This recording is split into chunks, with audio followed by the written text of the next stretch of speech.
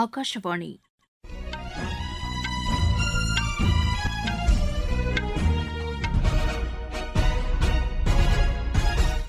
செய்திகள் வாசிப்பவர் வடிவழகி கபிலன். தலைப்புச் செய்திகள். பிஜேபி மூத்த தலைவரும் பிரதமருமான திரு நரேந்திர மோடி தமிழகத்தின் மதுராந்தகத்தில் நடைபெறவுள்ள தேசிய ஜனநாயக கூட்டணியின் பொதுக்கூட்டத்தில் இன்று உரையாற்றவுள்ளார். வளர்ச்சியடைந்த இந்தியா என்ற இலக்கை எட்ட நகரங்களின் பங்களிப்பு மிகவும் முக்கியமானது என்று பிரதமர் தெரிவித்துள்ளார். சுதந்திரப் போராட்ட வீரர் நேதாஜி சுபாஷ் சந்திரபோஸின் பிறந்த தினம் வீரதீர தினமாக இன்று கொண்டாடப்படுகிறது. இந்தியா ஐரோப்பிய யூனியன் இடையே போக்குவரத்து துறையில் சுற்றுச்சூழல் பாதுகாப்பு ஒத்துழைப்பு குறித்து முடிவெடுக்கப்பட்டுள்ளதாக மத்திய அமைச்சர் திரு ராம்மோகன் நாயுடு தெரிவித்துள்ளார். மஸ்கட் சர்வதேச டேபிள் டென்னிஸ் போட்டியில் இந்தியாவின் மனுஷா மனோவ் தாக்கர் இணை அரையிறுதிக்கு முன்னேறியுள்ளது. இனி விரிவான செய்திகள். பிஜேபி மூத்த தலைவரும் பிரதமருமான திரு நரேந்திர மோடி செங்கல்பட்டு மாவட்டம் மதுராந்தகத்தில் நடைபெறவுள்ள தேசிய ஜனநாயக கூட்டணியின் பொதுக்கூட்டத்தில் இன்று மாலை உரையாற்றவுள்ளார். இக்கூட்டத்தில் பங்கேற்பதற்காக சென்னை விமான நிலையத்திற்கு இன்று பிற்பகல் மணி 2:15க்கு வரும் பிரதமர் அங்கிருந்து ஹெலிகாப்டர் மூலம் மதுராந்தகம் செல்கிறார். தமிழக சட்டப்பேரவைத் தேர்தலையொட்டி நடைபெறும் முதல் பொதுக்கூட்டமாக இது கருதப்படுகிறது. பிரதமரின் வருகையை முன்னிட்டு சென்னை மற்றும் அதனை சுற்றியுள்ள பகுதிகளுக்கு பாதுகாப்பு பலப்படுத்தப்பட்டுள்ளது. இந்த பயணம் குறித்து தமது சமூக வலைதள பக்கத்தில் குறிப்பிட்டுள்ள பிரதமர், தமிழக மக்கள் தேசிய ஜனநாயக கூட்டணிக்கு ஆதரவாக நிற்பதாக தெரிவித்துள்ளார். இன்று நடைபெறவுள்ள கூட்டம் மாநிலத்தை தற்போது ஆளும் திமுக அரசிற்கு வழியனுப்பும் விழாவாக அமையும் என்று தாம் எதிர்பார்ப்பதாக பிரதமர் அதில் குறிப்பிட்டுள்ளார். இது தொடர்பாக மத்திய இணையமைச்சர் டாக்டர் எல் முருகன் வெளியிட்டுள்ள சமூக வலைதள பதிவில், இந்த கூட்டம் மாநிலத்தில் தேசிய ஜனநாயக கூட்டணி ஆட்சிக்கு அடித்தளமாக அமையும் என்று கூறியுள்ளார். தமிழக மக்கள் சார்பாக பிரதமரை தாம் அன்புடன் வரவேற்பதாகவும் டாக்டர் எல் முருகன் அதில் குறிப்பிட்டுள்ளார். இந்த கூட்டத்திற்கு பிஜேபியின் மூத்த தலைவரும் மத்திய அமைச்சருமான திரு பியூஷ் கோயல் முன்னேற்பாடுகளை செய்து வருகிறார். தேசிய ஜனநாயக கூட்டணியில் இடம்பெற்றுள்ள அனைத்து கட்சிகளின் தலைவர்களும் இந்த கூட்டத்தில் பங்கேற்க உள்ளனர். பிரதமரின் வருகையொட்டி அங்கு பாதுகாப்பு பலப்படுத்தப்பட்டுள்ளதாக எமது செய்தியாளர் தெரிவிக்கிறார். தேசிய ஜனநாயக கூட்டணியின் பொதுக்கூட்டம் இன்று செங்கல்பட்டு மாவட்டம் மதுராந்தகத்தில் நடைபெற உள்ளது. பிரதமர் மோடி அவர்கள் பங்கேற்கும் பொதுக்கூட்டம் நடைபெற உள்ளதால் சென்னை விமான நிலையத்திலிருந்து ஹெலிகாப்டர் மூலம் வரும் பிரதமர் மோடிக்கு ஹெலிகாப்டர் தரை இறங்குவதற்காக 12 ஏக்கர் பரப்பளவில் ஹெலிபேட் அமைக்கப்பட்டுள்ளது. தேர்தலுக்கு முன்னதாக நடைபெறக்கூடிய மிக முக்கியமான பொதுக்கூட்டம் என்பதால் இந்த கூட்டத்திற்கு பாஜக தலைவர்கள், அதிமுக பொதுச் செயலாளர் எடப்பாடி பழனிசாமி, பாமக தலைவர் அன்புமணி ராமதாஸ், தமிழ் மாநில காங்கிரஸ் கட்சி தலைவர் ஜி.கே. வாசன், அமமுக டிடிவி தினகரன், ஜான் பாண்டியன், ஏ.சி. சண்முகம், ஜெகன்மூர்த்தி உள்ளிட்ட ஏராளமான கூட்டணி கட்சி தலைவர்கள் கலந்து கொள்ள உள்ளனர். பொதுக்கூட்டத்திற்கு பாதுகாப்பு ஏற்பாடுகள் தமிழக காவல்துறை வழக்கு மண்டல ஐஜி அஸ்ரா கார் தலைமையில் செய்யப்பட்டுள்ளது. செங்கல்பட்டு மாவட்டத்திலிருந்து ஜி. சுரேகா. வளர்ச்சியடைந்த இந்தியா என்ற இலக்கை எட்ட நகரங்களின் பங்களிப்பு மிகவும் முக்கியமானது என்று பிரதமர் திரு நரேந்திர மோடி தெரிவித்துள்ளார். கேரளாவின் திருவனந்தபுரத்தில் இன்று பல்வேறு வளர்ச்சித் திட்டப் பணிகளுக்கு அடிக்கல் நாட்டி பேசிய பிரதமர், கடந்த 11 ஆண்டுகளில் நகர்ப்புற கட்டமைப்புகளுக்காக மத்திய அரசு பல்வேறு திட்டங்களை செயல்படுத்தி வருவதாக தெரிவித்தார். இந்த நிகழ்ச்சியில் திருவனந்தபுரம் தாம்பரம், திருவனந்தபுரம் சரளப்பள்ளி, நாகர்கோவில் மங்களூரு இடையேயான 3 அம்ரித் பாரத் ரயில்களையும், திருச்சூர் குருவாயூர் இடையே புதிய பயணியர் ரயில் சேவையையும் அவர் தொடங்கி வைத்தார். பூஜப்புரா தலைமை அஞ்சலகத்தை திறந்து வைத்த பிரதமர், ஸ்ரீ சித்திர திருநாள் மருத்துவ அறிவியல் தொழில்நுட்ப கல்விக் கழகத்தில் ரேடியோ சர்ஜரி மையத்திற்கும் பிரதமர் இன்று அடிக்கல் நாட்டினார். சுதந்திரப் போராட்ட வீரர் நேதாஜி சுபாஷ் சந்திரபோஸின் பிறந்த தினம் வீரதீர தினமாக இன்று கொண்டாடப்படுகிறது. இந்நாளையொட்டி குடியரசுத் தலைவர், குடியரசு துணைத் தலைவர், பிரதமர் உள்ளிட்டோர் வாழ்த்து தெரிவித்துள்ளனர். குடியரசுத் தலைவர் திருமதி திரௌபதி முர்மு வெளியிட்டுள்ள வாழ்த்துச் செய்தியில், நேதாஜி சுபாஷ் சந்திரபோஸின் சுதந்திரத்திற்கான அழைப்பு கோடிக்கணக்கான இந்தியர்களுக்கு உத்வேகம் அளித்ததாக குறிப்பிட்டுள்ளார். குடியரசு துணைத் தலைவர் திரு சி.பி. ராதாகிருஷ்ணன் விடுத்துள்ள வாழ்த்துச் செய்தியில், நேதாஜியின் கொள்கைகள் தலைமுறைகளை கடந்து ஊக்குவிக்கும் என்று தெரிவித்துள்ளார். பிரதமர் திரு நரேந்திர மோடி விடுத்துள்ள செய்தியில், நேதாஜியின் நாட்டுப்பற்றும் தலைமை பண்பும் நாட்டு மக்களுக்கு தற்போதும் ஊக்கமளிப்பதாக கூறியுள்ளார்.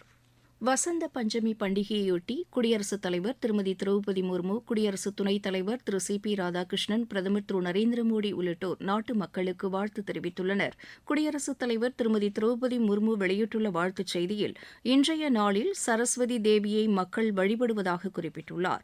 பிரதமர் திரு நரேந்திர மோடி விடுத்துள்ள வாழ்த்துச் செய்தியில், இயற்கையை போற்றும் பண்டிகையாக இந்த விழா கொண்டாடப்படுவதாக தெரிவித்துள்ளார். அனைவரின் வாழ்க்கையும் வளமாக அமைய இந்த நாளில் வாழ்த்துவதாகவும் பிரதமர் கூறியுள்ளார். இந்நாளையொட்டி உத்தரப்பிரதேச மாநிலம் மதுராவில் 40 நாட்கள் ஹோலி பண்டிகைக்கான கொண்டாட்டங்கள் இன்று தொடங்கியது. பொதுத்துறை காப்பீட்டு நிறுவனம், நபார்டு உள்ளிட்ட அரசு நிறுவனங்களின் ஊழியர்களுக்கு மாற்றியமைக்கப்பட்ட ஊதியத்தை வழங்க மத்திய அரசு ஒப்புதல் அளித்துள்ளது. இது தொடர்பாக மத்திய நிதி அமைச்சகம் வெளியிட்டுள்ள செய்திக்குறிப்பில், இதன் மூலம் 46,322 ஊழியர்களும் 23,570 ஓய்வூதியதாரர்களும் பயனடைவார்கள் என்று கூறப்பட்டுள்ளது. இந்த ஊதிய மாற்றம் கடந்த 2022ஆம் ஆண்டு ஆகஸ்ட் 1ஆம் தேதி முதல் முன்தேதியிட்டு செயல்படுத்தப்படும் என்றும் அதில் தெரிவிக்கப்பட்டுள்ளது.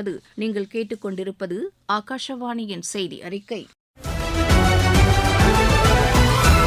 ஊரக வளர்ச்சிக்கான புதிய அத்தியாயம். வளர்ச்சியடைந்த இந்தியாவிற்கான ஊரக வேலைவாய்ப்பு உறுதி மற்றும் வாழ்வாதார சட்டம். இந்த சட்டம் வருடத்திற்கு 125 நாட்கள் வேலையை உறுதி செய்கிறது. இதில் வாரந்தோறும் ஊதியம் வழங்கப்படுவது கட்டாயமாக்கப்பட்டுள்ளது. பணி முடிந்த 15 நாட்களுக்குள் ஊதியம் வழங்குவதை உறுதி செய்வதற்கான அம்சங்களும் இதில் இடம்பெற்றுள்ளன. ஊதியம் காலதாமதமாக வழங்கப்பட்டால் அதற்கான இழப்பீட்டுத் தொகைக்கும் இதில் வகை செய்யப்பட்டுள்ளது. வளர்ச்சியடைந்த இந்தியாவிற்கான பயணத்தில் மோடி அரசு தொடரும் சீர்திருத்த நடவடிக்கைகள். சர்வதேச ஜனநாயக மற்றும் தேர்தல் நிர்வாக மாநாட்டில் கலந்து கொண்டுள்ள வெளிநாடுகளின் பிரதிநிதிகளுடன் தலைமை தேர்தல் ஆணையர் திரு ஞானேஷ்குமார் இருதரப்பு ஆலோசனை மேற்கொண்டு வருகிறார். புதுதில்லியில் நடைபெற்று வரும் இந்த மாநாட்டில் தேர்தலில் தொழில்நுட்ப பயன்பாடு குறித்தும் பல்வேறு நாடுகளின் தேர்தல் குழுவினருக்கு அவர் விரிவான விளக்கம் அளித்துள்ளார். வெளிநாடுகளைச் சேர்ந்தவர்கள் தேர்தல் தொடர்பான பயிற்சிகளை மேற்கொள்வதற்கு இந்தியா வரலாம் என்றும் அவர்களுக்கு உரிய பயிற்சிகள் வழங்கப்படும் என்றும் திரு ஞானேஷ்குமார் தெரிவித்துள்ளார். இந்தியா ஐரோப்பிய யூனியன் இடையே போக்குவரத்து துறையில் சுற்றுச்சூழல் பாதுகாப்பு ஒத்துழைப்பு குறித்து முடிவெடுக்கப்பட்டுள்ளதாக மத்திய அமைச்சர் திரு ராம்மோகன் நாயுடு தெரிவித்துள்ளார். டாவோஸில் நடைபெற்று வரும் உலக பொருளாதார அமைப்பின் மாநாட்டிற்கு இடையே ஐரோப்பிய யூனியன் போக்குவரத்து ஆணையர் அப்ஸ்டோலஸுடன் இது தொடர்பாக ஆலோசனை மேற்கொண்ட பின் இதனை அவர் தெரிவித்துள்ளார். சுற்றுச்சூழலுக்கு உகந்த விமான எரிபொருள், சுற்றுச்சூழலுக்கு பாதுகாப்பான போக்குவரத்து உள்ளிட்டவை குறித்து விரிவாக இதில் விவாதிக்கப்பட்டதாக திரு ராம்மோகன் நாயுடு கூறியுள்ளார். யுக்ரைன், அமெரிக்கா, ரஷ்யா இடையே ஐக்கிய அரபு எமிரேட்ஸில் இன்று அமைதி பேச்சுவார்த்தை நடைபெற உள்ளதாக யுக்ரைன் அதிபர் திரு விளாடிமிர் செலன்ஸ்கி தெரிவித்துள்ளார். கடந்த 2022ஆம் ஆண்டு ரஷ்யா, யுக்ரைன் இடையே போர் தொடங்கிய பின்னர் முதன்முறையாக இந்த 3 நாடுகளின் பிரதிநிதிகள் போரை முடிவுக்கு கொண்டுவர பேச்சுவார்த்தை நடத்த உள்ளதாக அவர் கூறியுள்ளார்.